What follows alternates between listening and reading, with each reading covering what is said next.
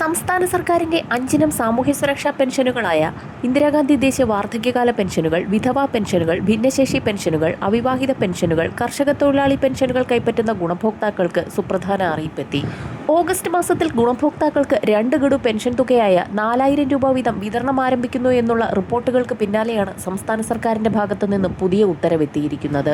നിലവിൽ bank account നമ്പറുകൾ നൽകിയിട്ടുള്ള 26 ലക്ഷത്തോളം വരുന്ന ഗുണഭോക്താക്കൾക്ക് ആദ്യഘട്ടത്തിൽ ബാങ്ക് അക്കൗണ്ടുകളിലേക്കും 24 ലക്ഷത്തോളം വരുന്ന ഗുണഭോക്താക്കൾക്ക് സഹകരണ സംഘം ജീവനക്കാർ വഴി കൈകളിലുമാണ് തുക എത്തിക്കൊണ്ടിരുന്നത്.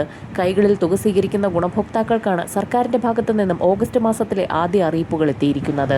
ജൂലൈ മാസത്തിലെ പെൻഷൻ വിതരണം പൂർത്തിയാക്കിയ സാഹചര്യത്തിൽ സംസ്ഥാന സർക്കാരിന്റെ ഭാഗത്തു നിന്നും ഓണത്തോടനുബന്ധിച്ചുള്ള 2 ഗഡു പെൻഷൻ തുകയുടെ വിതരണ നടപടികൾ ആരംഭിച്ചിരിക്കുകയാണ്. പെൻഷൻ തുക വിതരണം വരുന്ന ആഴ്ച മുതൽ ആരംഭിക്കുന്ന സാഹചര്യത്തിൽ സംസ്ഥാനത്ത് ക്ഷേമ പെൻഷൻ വിതരണത്തിൽ നിന്നും സഹകരണ ബാങ്കുകളെ സംസ്ഥാന സർക്കാർ ഒഴിവാക്കിയിരിക്കുകയാണ്.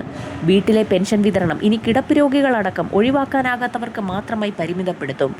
ആധാർ ലിങ്ക് ചെയ്ത ബാങ്ക് അക്കൗണ്ടുകളിലൂടെ മാത്രം ക്ഷേമ പെൻഷൻ വിതരണം നടത്തിയാൽ മതിയെന്നാണ് സർക്കാർ നിലപാട്. ഇത് തത്വത്തിൽ അംഗീകരിച്ച് ധനവകുപ്പ് ഉത്തരവിറക്കിയിരിക്കുകയാണ്. എന്ന് മുതൽ പ്രാബല്യത്തിൽ വരുമെന്ന കാര്യത്തിൽ തീരുമാനമായിട്ടില്ല. സഹകരണ സംഘങ്ങളിലെ കളക്ഷൻ ഏജന്റുമാർ വഴിയായിരുന്നു പെൻഷൻ വീട്ടിലെത്തിച്ചിരുന്നത്. വിതരണത്തിന് നൽകുന്ന ഇൻസെന്റീവ് നഷ്ടമാകുമെന്നാണ് UDF സർക്കാരിന്റെ കണ്ടെത്തൽ.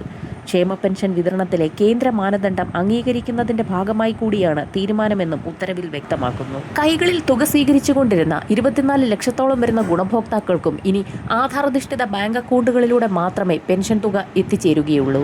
അതിനാൽ കൈകളിൽ തുക സ്വീകരിച്ചുകൊണ്ടിരുന്ന ഗുണഭോക്താക്കൾ ഇനി മുതൽ ബാങ്ക് അക്കൗണ്ടുകൾ എടുക്കേണ്ടതാണ്. കേന്ദ്രവിഹിതം വിതരണം ചെയ്തിരുന്നതുപോലെ ഡയറക്ട് ബെനിഫിറ്റ് ട്രാൻസ്ഫർ സംവിധാനം വഴി ആധാറുമായി ബന്ധിപ്പിച്ച ബാങ്ക് അക്കൗണ്ടുകളിലൂടെ മാത്രമാകും പെൻഷൻ വിതരണം ഇനി മുതൽ നടക്കുക. സാമൂഹ്യ സുരക്ഷാ ക്ഷേമനിധി ബോർഡുകളാണ് പെൻഷൻ വിതരണം ചെയ്യേണ്ടതെന്നും സർക്കാരിന്റെ പുതിയ ഉത്തരവിൽ പറയുന്നു. എന്നാൽ പ്രതിപക്ഷം ഇതിനെ ശക്തമായി എതിർക്കുകയാണ്. ആധാർ ലിങ്ക് ചെയ്യാത്തതിനാൽ അർഹർക്ക് പെൻഷൻ ലഭിക്കുന്നില്ല. ഇരട്ടിപ്പുകൾ കൂടുന്നു. ക്ഷേമ പെൻഷനിലെ കേന്ദ്രവിഹിതം കിട്ടുന്നില്ല. സഹകരണ സംഘങ്ങൾക്ക് ഇൻസെന്റീവായി നൽകേണ്ട അധിക ചെലവ് തുടങ്ങിയ ന്യായം പറഞ്ഞാണ് പുതിയ അട്ടിമറി. വിതരണം ചെയ്യാത്ത തുക തിരിച്ചടയ്ക്കുന്നതിൽ സഹകരണ സംഘങ്ങൾ താമസം വരുത്തുന്നുവെന്ന വിചിത്രവാദവും ഉയർത്തുകയാണ്.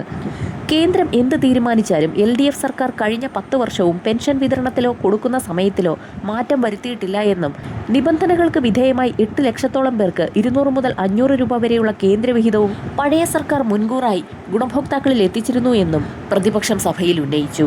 എന്നാൽ സഹകരണ സംഘ ജീവനക്കാർ വഴി വീടുകളിലേക്ക് പെൻഷൻ തുക വിതരണം ചെയ്യുന്നതിൽ 10 ദിവസത്തോളം താമസമെടുക്കുന്നുണ്ടെന്നും എല്ലാ ഗുണഭോക്താക്കളും ബാങ്ക് അക്കൗണ്ട് സിസ്റ്റത്തിലേക്ക് മാറുന്ന സാഹചര്യത്തിൽ പെൻഷൻ തുക വിതരണം ചെയ്യുന്ന ദിവസം തന്നെ ഒട്ടുമിക്ക ഗുണഭോക്താക്കളുടെയും ബാങ്ക് അക്കൗണ്ടുകളിലേക്ക് നേരിട്ടെത്തുമെന്നും മുഖ്യമന്ത്രി VD സതീശൻ വ്യക്തമാക്കി. കൈകളിൽ തുക ലഭിച്ചുകൊണ്ടിരിക്കുന്ന ഗുണഭോക്താക്കൾ പെൻഷൻ അനുവദിക്കപ്പെട്ട തദ്ദേശ സ്വയംഭരണ സ്ഥാപനങ്ങളുമായി ബന്ധപ്പെട്ട് എത്രയും വേഗം തന്നെ പെൻഷൻ ആധാരധിഷ്ഠിത ബാങ്ക് അക്കൗണ്ടുകളിലേക്ക് മാറ്റി നൽകുന്നതിനുള്ള അപേക്ഷ സമർപ്പിക്കേണ്ടതാണ്. കൂടുതൽ പ്രഖ്യാപനങ്ങൾ സർക്കാരിന്റെ ഭാഗത്തു നിന്നും ഉടൻ പ്രതീക്ഷിക്കാം. വരും മണിക്കൂറുകളിലെ സർക്കാർ അറിയിപ്പുകൾക്കായി ചാനൽ സബ്സ്ക്രൈബ് ചെയ്യാൻ മറക്കാതിരിക്കുക.